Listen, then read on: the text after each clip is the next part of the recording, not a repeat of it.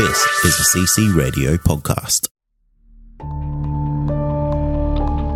It was just the most massive thing I've ever seen. To tell you the honest truth, I thought, well, we're the only ones left on this planet.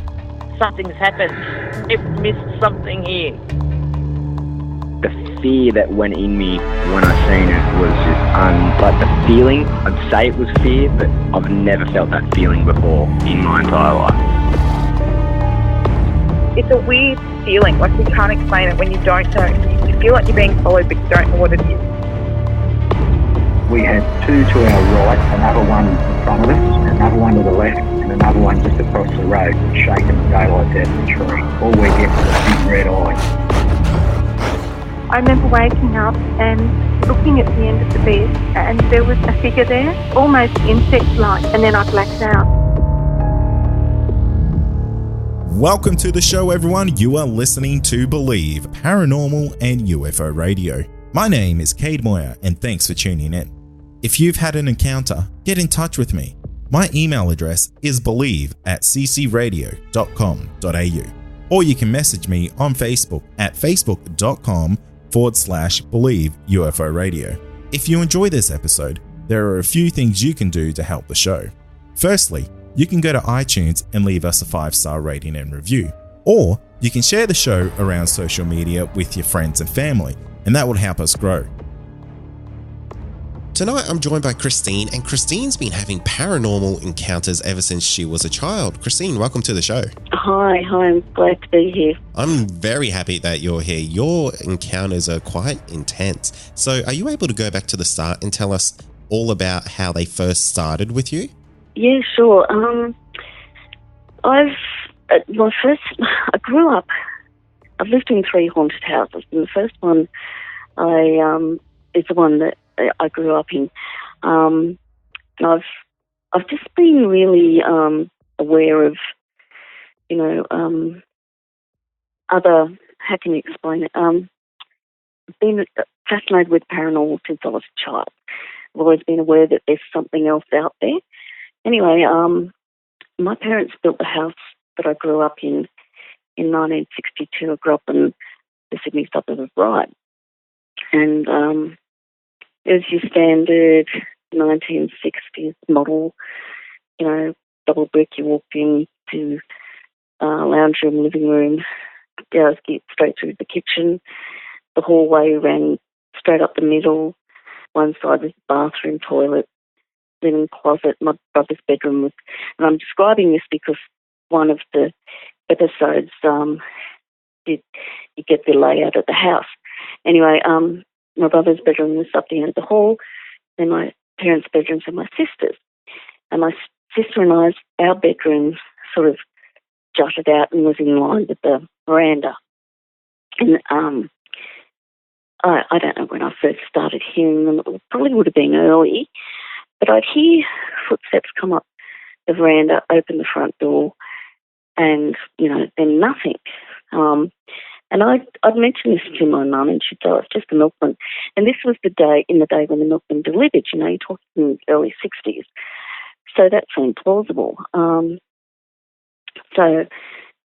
then, there were also other incidents that at the time you didn't sort of put 2 and 2 together, because when you're a child, these things, this awareness sort of grows gradually. It wasn't a, everyday occurrence. But, quite often hear those footsteps come up the steps along the veranda. And then my mother, and this is important because I've heard that cats, and I know this for a fact, cats can sense these things, they can see them. Anyway, my mother always had cats. Even today, I'm a cat person. I've had cats all my life. And we had this cat, and every so often it'd just freak out, just go crazy, hiss and hide under the dining room table, try and climb curtains and things like that. And, as a child, 6 or 7, you just think it's funny, Anyway, I remember one night, but the cat stayed in the house during the day, but at the night time, my mother used to take it up the garage, and it had a bed up in the garage. Anyway, next thing is she took him up. I think I was about 9, 10. Might have even been a bit younger. It's hard to remember being that far back. Anyway, my mother took the cat up the garage. Next thing, the cat's at the front door, scratching to get in, climbing up the wire, the screen door. My mother's running behind it, screaming. And she never ever told us what she saw up that garage, but she never ever went up there again in her whole life. Oh, wow, really? Really, never stepped foot in that garage again. And my dad just said, must have been a possum in there or something like that, The only thing she ever said was it was no possum, And then gradually the older I got, I just got this, I was never comfortable in the house, never. And anyway, being kids, we used to scare each other, my brother and I particularly. And we had, my sister and I had bunk beds. Anyway, again, I think I was probably about 10. Now, from where my mother used to sit in the lounge room, she could see straight up the hall and into my brother's bedroom.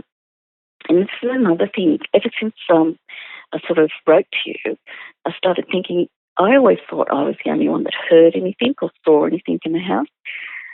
But coming to think of it, my brother never ever closed his bedroom door. He always left it open. And I'm just wondering if he left it open all that time so he could see Mum, so a bit more secure, you know what I mean? Yeah, of course. Anyway, this night, I'll never forget it.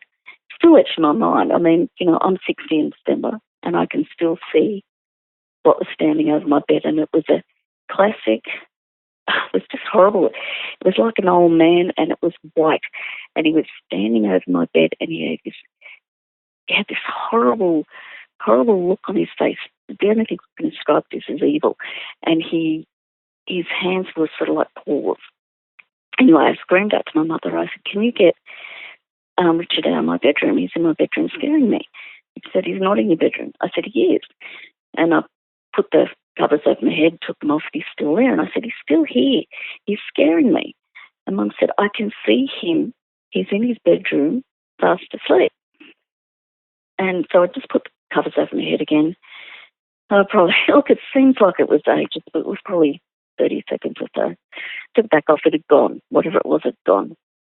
And it wasn't till I was a young mother myself, and I was living out at Lithgow down here in New South Wales, and my mother used to come up on the weekends and stay, and I don't know how we got onto the subject. She finally admitted she'd seen the same thing in the house, but she couldn't say anything because she didn't want to scare us, You're kidding. No, and I remember the night she told us, I remember the night it happened. We were all in bed asleep, it must have, I don't know, it was, early mornings. And she woke everyone up in the house with this blood-curdling scream. And I mean, it was blood-curdling. And my dad had to calm us all down and say, "Your mother's just had a nightmare. She's had a nightmare. Go back to bed." And she admitted it years later. Like she said, "I couldn't tell you.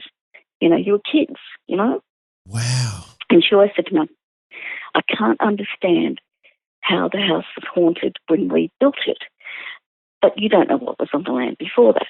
It could have been around a sacred Aboriginal area or something, because there were lots of Aboriginal paintings and things on the Paranormal River where we grew up, so you don't know what was there, Yeah. And anyway, never felt comfortable in the house.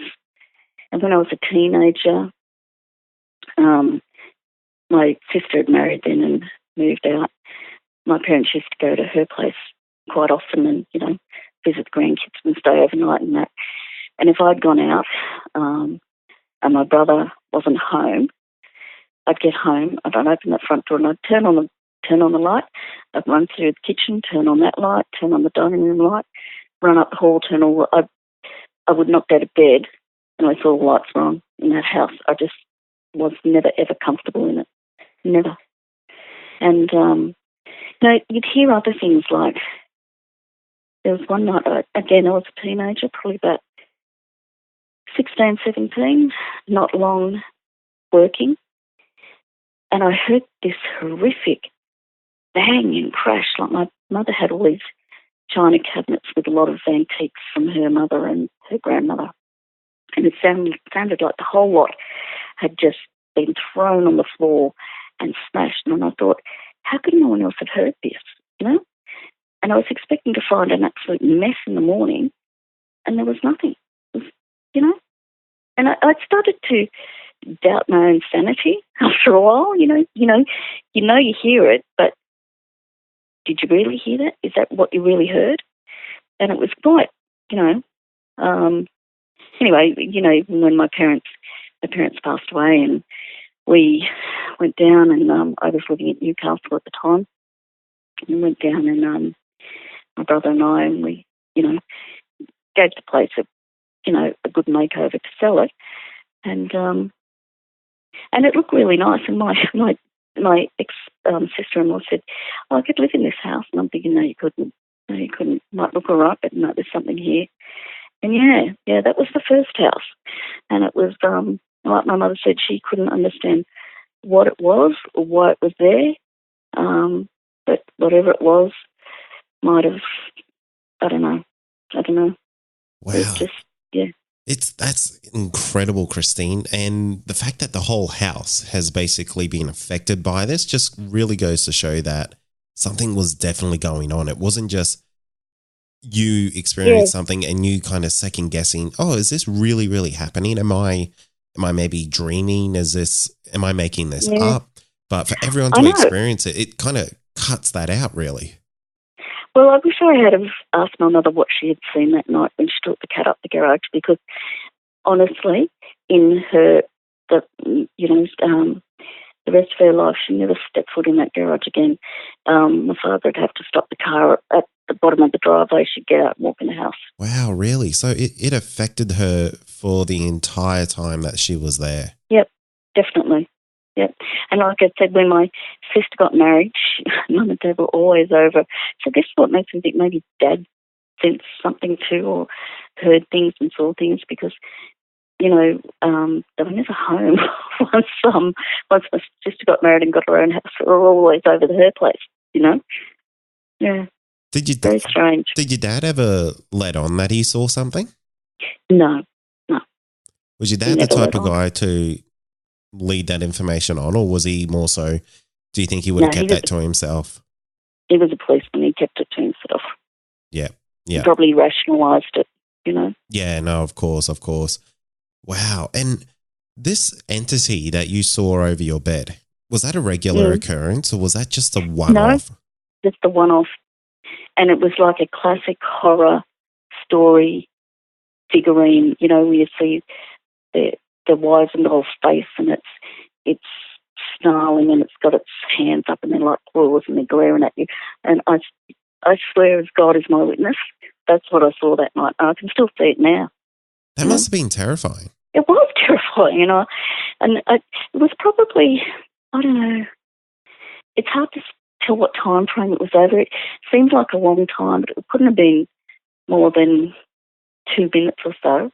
And I think I pulled the blankets over my head maybe 2 or 3 times. And Mum kept on saying, he's in his room, I can see him. And I remember the insistence in her voice at the last time. And really, when you think about it, she was probably starting to get a bit hysterical, because I can see him, and he's in his bed asleep, That's, I don't know what to say. I mean, being so young and having something so terrifying just leaning over you, and kind of your parents not there to, I guess, come in and check on you, that would have been terrifying just as a child. Yeah. Like I said, Mum was there. She could see my brother, and look, honestly, I suppose if she had seen what I'd seen, which I found out years later she had, she may have even been terrified to come into my room and see that again. Do you know what I mean? Yeah, absolutely. Oh, yeah, most definitely. It sounds like an incredibly terrifying house, to be honest. Yeah, it wasn't a nice house. I didn't enjoy growing up there at all. And did you ever see the entity again, or was it only just making itself known by doing the opening the doors, Only that- breaking the plates, things like that. Never saw it again. Just those episodes, and like the feeling that if you were there by yourself, you always. And I've had this feeling in other houses too, that you were being watched. You know. And you felt watched the whole time? Yeah. Like I said, when I was a teenager, got my own car, I'd go out, and sometimes you wouldn't get home till 1 or 2 in the morning. And if no one was home, and quite often my brother wasn't, he'd stay at a mate's place, and my sister was married, I would every light in that house would be on before I would go to sleep. I don't blame you. I really don't blame you. Even today, I would still be doing that. After seeing what you would have seen, that would have been enough for me to never want to set foot into a house like that again. Yeah, when you're a child, you don't have much choice. I moved out when I was 18, so yeah. And you said this wasn't the only haunted house that you lived in. No, I've lived in 2 others. Can you tell me about those? Yeah, when I was this is my first marriage. My first husband got a business opportunity up at Lake Macquarie in Newcastle, and we were living out at Lithgow at the time. And we got this opportunity to run this mechanical workshop. So we moved to Lithgow. We're only renting.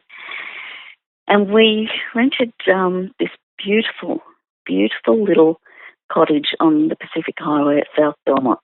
And when I say it was beautiful, it was. It was a 1920s little bungalow with the bullnose veranda, and it had the stained glass windows. The kitchen was just delightful. It had the old-fashioned bureau in it, and it was just really tastefully done. There was even an old phone on the wall. And when I say old, I mean the one where you speak into the horn and you hold the thing up to your ear, you know? Yeah, I know. And it was gorgeous. Gorgeous. It had slate tiles they put in the dining area, and they had an extension on the back with 2 bedrooms, and that was a dual part. Now, we lived there for a year, and when we first moved in, these incidences happened again over a period of time. Anyway, probably my youngest started school. This was 1995. So he was in kindergarten. The 3 kids were at school, and I was a stay-at-home mum at the time. Anyway, I started noticing things like I'd be hanging clothes on the back lawn and hear the back screen door open and shut, and you think, oh, well, that's just the wind, you know. So it wasn't really that didn't sort of prick anything in the head to think, you know, oh, there's something odd here. But over time, that would happen when you were in the house and you'd know there's no wind and you'd hear the back door open and shut, and I'd think to myself, oh, gosh, you know, there might be something here after all. And then this is another house that I never felt uncomfortable in this house during the day. This is the bizarre thing about it. Even with doors open, you know, what seemed like, you know, screen doors opening and closing, I could still justify that as the wind, you know. And I never felt uncomfortable during the day. But when the sun went down, I just felt a foreboding in that house. And my husband would say, don't be silly, you're imagining it. And I always felt like I was being watched again. And this is going to really freak you out. And I'm not. It had that old-fashioned phone, but it also had a standard phone. And I remember one night my husband used to work back a lot and used to go to meetings and things like that. And it got to the point where I was so uncomfortable after night. You didn't feel uncomfortable in the new part where the extension was. It was only in the old part, the original part of the cottage. Oh, really? Yeah, the new part was fine. You know, I could sit out there and not feel anything. Anyway, one night he was at a meeting and that, and I was very active with the Salvation Army at that time up there. And one of the ladies from the church rang, and while the standard phone that you talk on, the house phone, was ringing, the one on the wall rang. Only once, but it rang. And that totally freaked me out. And was that connected to anything? No, it was just there for decoration. Oh, wow. Yeah. Anyways, ever since after that, I thought could not stand being in that house of a night time alone. So if my husband was going to a meeting, I'd put the kids to sleep in the new part. I'd walk out the back door, around the front and sit on the veranda and make sure the outside light was on. And I might sit there and read a book or whatever until he got home. And then, I'd say to him, I just there's something in that house. And he'd tell me, don't be stupid, you're imagining it. No, I wasn't imagining it. I could feel something was there and didn't want us there. Put it that way. I could just feel it. So you could feel a negative vibe in that house? Yes, negative. And he never experienced anything till 2 weeks before we up and left. And then he realised, there's something here. And I'm going to try and explain what happened. And look, even now when I explain it to people, I have a hard time putting it into words what actually happened, because at the time, I believe when you experience these things and you can't rationalise it, your brain sort of tells you didn't see that, you didn't hear that, to protect you. Yeah, you know what I mean? Of course. You saw it, you heard it, but there's some sort of thing that allows you to keep. Because what happened next, the little final straw, no one in their right mind would stay in a house where that happened. But people do, because they've got no choice. They can't move. They don't have the funds to move, or they don't have the money or jobs and things like that. So I think your brain rationalises things to protect you. Anyway, so it was summer, and at the time we had 2 little chihuahuas. Anyway, we were sitting in the lounge room watching TV, and first sort of inkling that there was something wrong, both chihuahuas started sort of growling, and the hair on the back of the hair on their backs went up. And I'm going to try and explain exactly what happened. And we heard the back doors open and slam shut. I mean, like slam, boom. And then there was a sound of wind rushing through the house, but also round the house. But there wasn't a wind, and the noise was like an angry whoosh, like a, and it was all around. It was just terrifying. And again, this was probably all in the space of 10 seconds. And then there was the sound of the front door opening and slamming shut, but the doors didn't open or shut. So I'm assuming the back doors didn't open and shut. And it was just bang, bang, bang, bang, bang, bang. And my husband looked at me and said, "What was that?" I said, "I don't know, but whatever it was, I think we better go check on the kids. Kids slept through it, didn't hear a thing." Oh, wow. I legitimately just got goosebumps all over me when you're telling me that story. That sounds terrifying. Yeah, it was, and we didn't sleep that night anyway. We gave notice to the real estate agent, and they said, "Oh, the owners are going to be so disappointed. They cannot get anyone to stay, any longer than you're the longest that anyone stayed there." My husband popped up and he said, "Because it's haunted. That's why." Really? And yeah, it is haunted. Yeah. So that was so whatever was in that house was, I think, I don't know, I wouldn't say demonic, but I would say that whatever was in there, again, didn't want us there. Yeah, it definitely sounds like a very negative spirit, and it's obviously done this with basically every other tenant by the sounds of it before you guys moved in there. And I guess that's really, really terrifying on its own, because it's kind of like this thing really has no bounds. It's not kind of picking and choosing who it wants to, I guess, haunt or have stay in its house. It just wants no one there. it didn't want anyone there, I don't know, it might have been the original person, or something tragic happened there, I don't know, but yeah, like I said, I was heavily involved with the Salvation Army at that time, and I used to do a lot of praying, I don't know whether that helped or not, but no, I couldn't stay in that house after dark by myself. Yeah, I don't blame you. And it's really odd that I guess you wouldn't experience any of this activity in the newer section of that house. No, it was only the old section. I felt totally comfortable in the new section. I could have, the kids, it was just like this heaviness just lifted when you were in those two back bedrooms.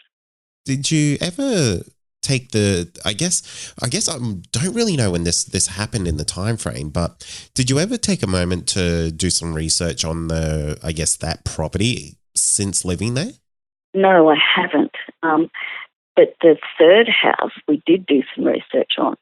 The third house that I lived in, but that one I didn't. I actually that's an idea, to have a look and see if I could find out what actually happened there. But whatever happened there, someone or something doesn't want anyone staying there. Yeah. After contacting you, I did actually Google the house. You can Google it and you can see it hasn't changed at all. No one's done it up. No one added to it. It's still sitting there exactly the same. It'd be quite interesting to see if they are still having encounters there. Yeah, well, actually, the house I grew up into, that when we sold it, the new owners demolished it and built a little McMansion on there. And I was often thought maybe, to write them a letter or, and just say, look, just out of curiosity, have you experienced anything? It'd be really interesting to see if that's changed the spiritual energy of the house. Yeah, completely brand new house. But, when you think of it, if there was nothing there when my parents built the house and it affected that, I can't see why it wouldn't affect the new house that was built there. Yeah, that's a really good point there, Christine. It'll be that might be a fun little exercise for you to do and report back to us. Yes, I might do that. Yeah, I'll do that. Yeah, so so they're two houses, and then there was a final house that I lived in that was haunted, but this was a nice haunting, if you could say that. So house number 3 was really lucky house number 3. Yeah, it was lovely. It was a lovely house. The background behind it was quite sad. This was before I bought up there, and I was with my second husband by that time. We were renting this beautiful 2-story house at Wangi right on the lake. It was waterside reserve, so it meant, you were on the lake, but there was a path in front of you. People could walk past, and it was right on down on the waterfront. There was the sea scout, and you could see right across to the other side of Lake Macquarie, Belmont, Swansea, not Swansea, but Belmont, over that way. And it was a gorgeous place. It was built in the 60s, early 60s, and it had wraparound verandas right around it, and I mean right around it. And all the doors were large glass sliding doors, upstairs and downstairs. Downstairs was a sort of a teenager's retreat, bedroom, separate bathroom, laundry, and a games room, and it had this metal spiral staircase coming up to the top level. Had 2 living areas, and 3 bedrooms up the top, bathroom and that. And anyway, lots of trees around. Anyway, we were there for just on a year before we bought over the others down at Morisset. Anyway, we'd probably been in there a couple of weeks when we heard it hear what sounded like footsteps again walking around the veranda. Anyway, we put that down to possums because there were lots of trees around. There were lots of possums around. And, if you've ever had possums around, they can make a lot of noise. And if they're running, they can sound like people, so we put it down to that.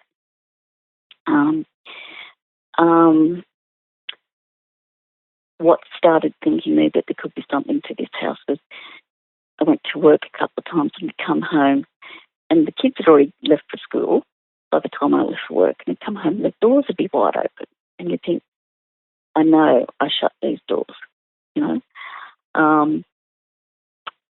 And, you know, just things like that. Like I said, this was over the period of the year.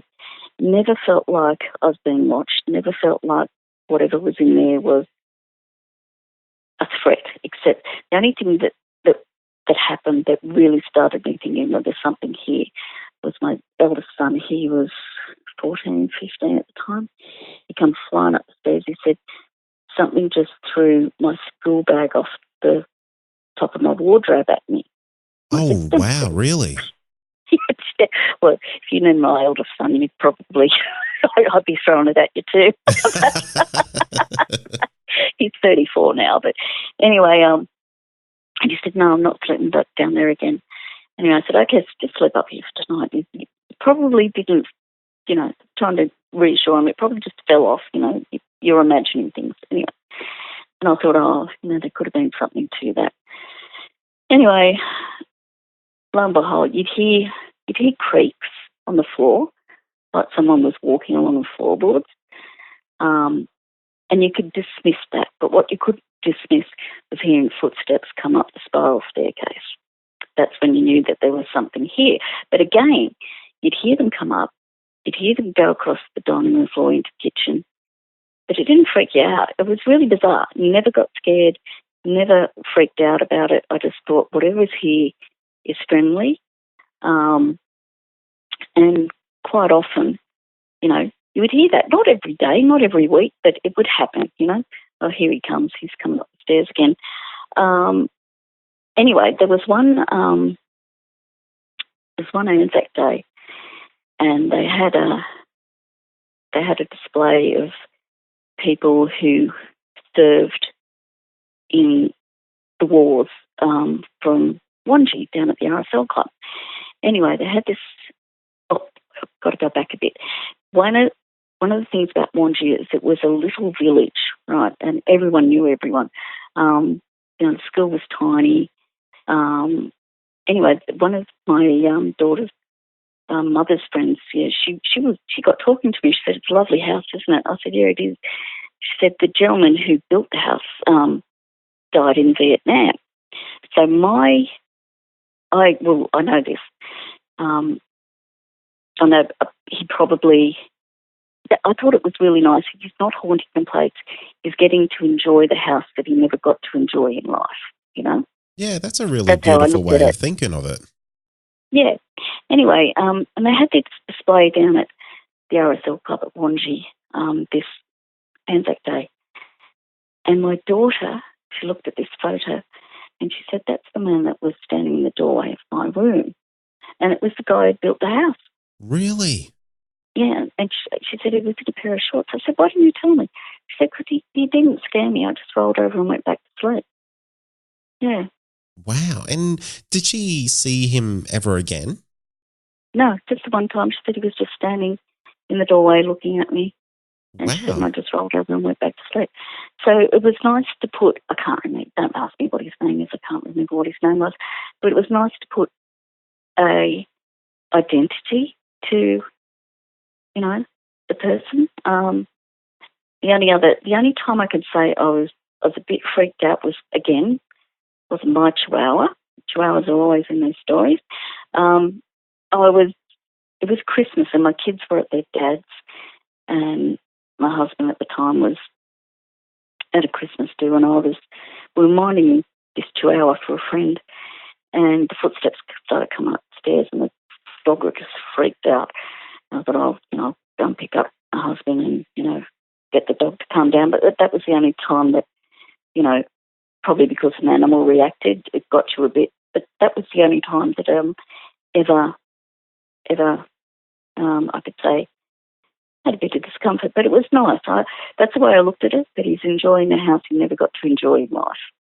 And how long did it take you to get into, I guess, the mindset that this wasn't like the previous two haunted houses that you lived in, and You could straight just... away. Oh, really? Yeah. That quick? Yeah, you're just very comfortable in the house. Loved it.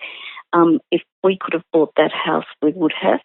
The owners actually were managing a hotel up at Narrabri or somewhere like that, and the contract ended. And we actually did say to them, because at that time I was waiting for a financial settlement from my dad's estate, where they want to sell it, and they said they didn't. So, but anyway, I would have bought it. But anyway, we did find out that when they moved back into it, they said that they did a bit of a not a cleansing, but a sort of a ceremony to sort of, because they said they thought it felt sad. I never thought it felt sad.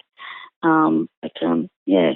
That's an interesting word to use for a haunting, is sad. Yeah.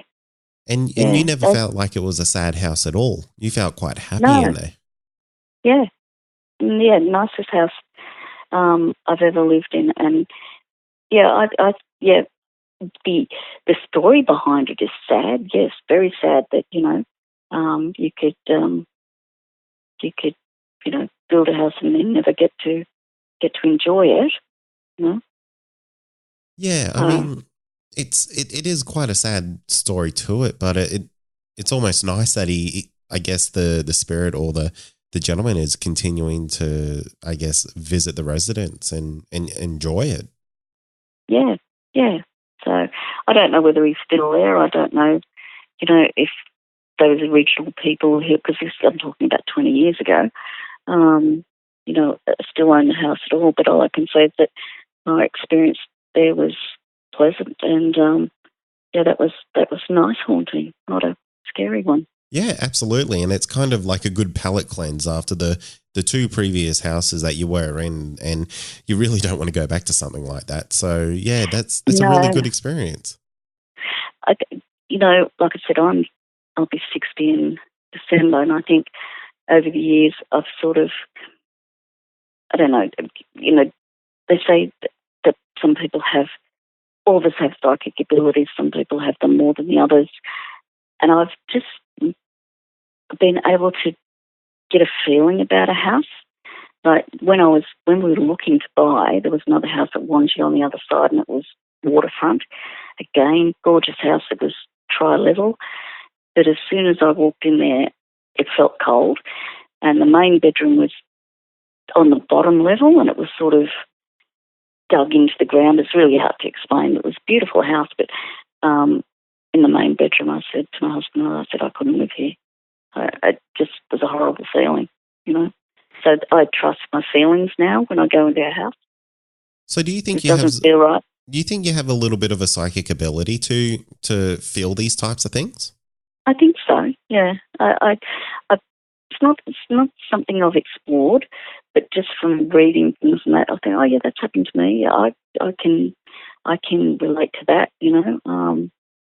I can definitely feel if a house is comfortable or not comfortable. Yeah, absolutely. And I think that explains a lot of people's gut feelings about things. I think it's maybe people just tapping into whatever psychic ability that they have. And I guess, you're saying you have a gut feeling about a house, if it's good or it's bad, and you run with it. And it obviously works out right for you. Yeah, yeah. So they're the three experiences that I've had with, the paranormal, I suppose, if you want to call it that. Yeah. Yeah. Well, before I let you shoot off tonight, Christine, you have to tell me quickly about your yowie encounter. Oh, that was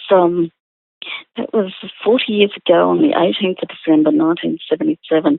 And again, it was very quick. I didn't see anything, but this was a sound one. And we used to, it's a whole bunch of us as teenagers, we used to go surfing. And we were going on a surfing camping holiday up to Crescent Head on the mid-north coast of New South Wales just before Christmas for a week. And there were 6 of us in 3 cars. There was myself and my best friend, who I'm still in contact with yesterday. And on Sunday we actually spoke about this. I met her for lunch. Anyway, we met up late. I think it was the Sunday. It was a Sunday. Anyway, we were going to drive as far as we could. Anyway, we got just outside Bulladila. Probably got up there about 11. Bearing in mind, back then the Pacific Highway was one lane each way and a go track. So, and you didn't have the M1 that only went up to Gosford, so it was pretty. It took a long time. Anyway, so the idea was to pull off the highway when we got tired, sleep in the cars, and then head off again at dawn to get up to Crescent Head. Anyway, so we pulled off the highway at Bulladila. I don't know how far down we went, but we went so far down. One of the guys that was with us had a Doberman, big dog, macho dog. So we get out and we're having a cigarette and that.